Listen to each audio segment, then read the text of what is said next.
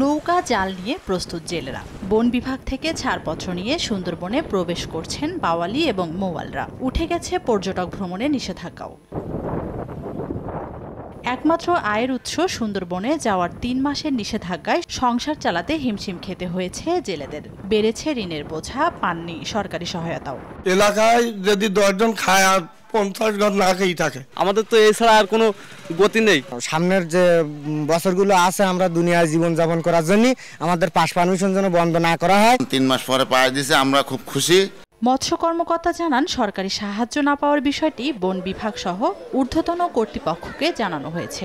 মানবিক সহায়তা দিতে নেওয়া হয়েছে সব রকমের প্রস্তুতি। মৎস্যজীবীদেরকে তাদের ওখানে যে সমস্ত মৎস্যজীবী তারপর নির্ভর করে থাকে তাদের বিরুদ্ধে তাদেরকে এই মানবিক সহায়তা দেওয়া হবে। বন বিভাগের তথ্য অনুযায়ী সাতক্ষীরা রেঞ্জে ৪টি স্টেশন থেকে ২,৯০০ বিএলসির ছাড়পত্র নিয়ে মাছ ধরতে যান ৩২,৯১১ জেলে। কাঁকড়া ধরতে যান ৪৪,৩৫০ জন।